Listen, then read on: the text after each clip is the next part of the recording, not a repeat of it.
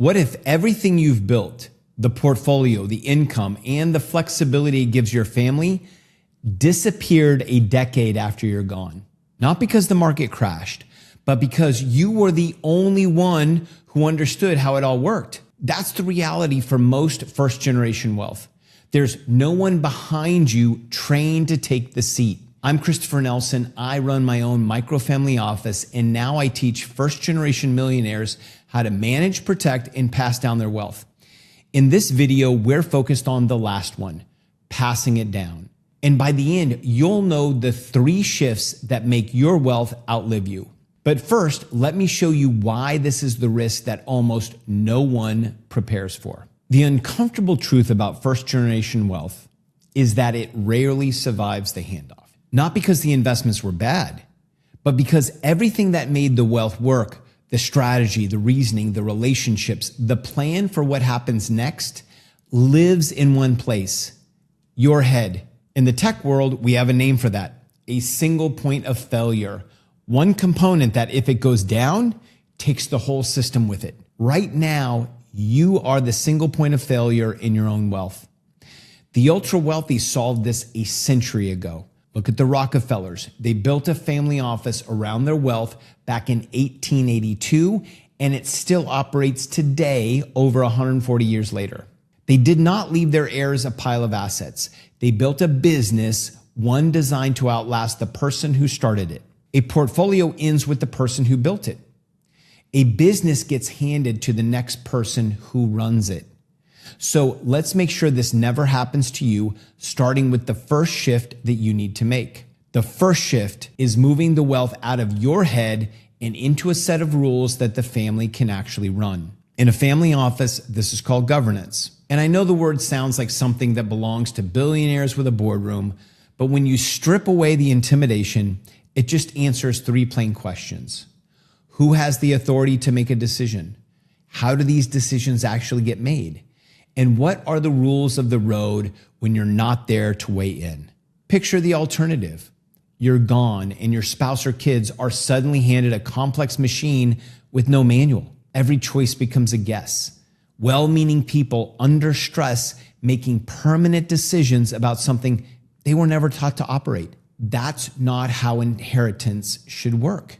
It's a disservice to your family and it sets them up for failure. Governance is what replaces ask dad or mom with here's how we decide. It's the operating agreement for your family's wealth. You do not need a $100 million fortune or a 50-page family constitution to do this. Start simple and build it out over time. But the shift itself starts the moment that you decide the rules will live somewhere other than your own memory. If you're interested in me helping you with this, I'll share more about a live workshop at the end of the video. The second shift is the one almost everyone gets backwards. Most people plan to leave their kids assets, money, property, accounts. What they don't do is prepare their kids to operate the thing that produces it. An heir receives, an operator runs. Let's go back to the Rockefellers for a second. The person running their family office had a job that wasn't only about investments. A huge part of the role was educating the next generation. They treated raising capable stewards as core work, not an afterthought, not a reading of a will. Preparing an operator doesn't start with spreadsheets. It starts with teaching them what the money is for. I'll give you a real example from my own family. One of the ways we do this is through service trips to a small community, Cotuí, in the Dominican Republic. We're raising our boys trilingual, and one of these trips, they ran a spelling bee for the local school, something that did not exist in that community. My sons wrote the instructions, taught the teachers and the kids, and ran the whole thing in Spanish. Watching them lead like that, using their skills in a place that they didn't grow up, for people that they'd never met, that's the moment that it landed for me. That's what we built the wealth for.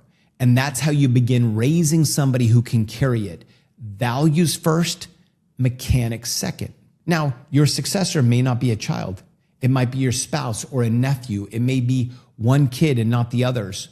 The point isn't who.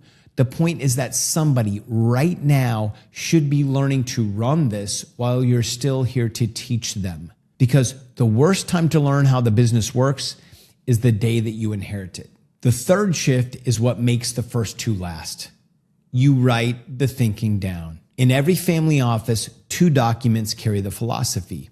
Number one, your legacy statement, the purpose, the why behind all of it. Mine centers on being present for my sons as they grow up and the freedom to live life on our terms after. And your investment thesis is the filter every opportunity has to pass through before it earns a dollar. The reasoning behind what you buy, what you avoid, and how you weigh risk. Because just like in the first point, a philosophy that only exists in your head is a portfolio problem waiting to happen. It dies with you. The moment that you're gone, your family inherits the what, the holdings, but they lose the why. And the why is what lets you make good decisions in the first place. When it's documented, your judgment becomes inheritable. Your successor doesn't just get positions, they get operating principles behind them. They can face a decision you never anticipated and still ask, what was this built to do? And get to an answer that you'd align with. This is the line I want you to sit with. If you don't prepare your microfamily office for succession, you haven't built generational wealth.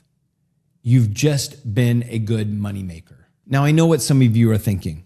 My kids are still young, or I'm busy working. I don't have time to build governance and train a successor. Or this sounds like infrastructure for people with far more than me. I understand all three because I felt them too.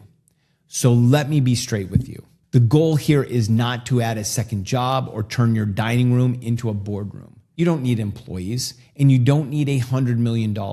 You need the three shifts sized for your life. Rules that live outside your head, one person learning to operate it, and your philosophy on paper. Like I said, start small. The first honest conversation with your spouse about where everything is. That's shift number one, beginning. It compounds from there the same way that your wealth did. And notice where all three shifts trace back to.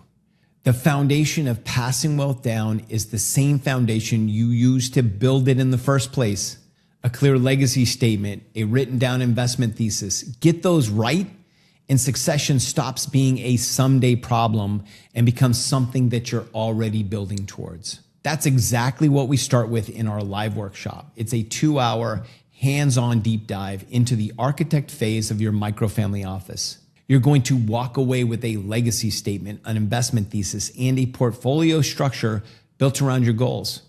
At the time of recording this, we've had over 2,500 people just like you come through it. Head over to wealthops.io/go or click the link below this video to register.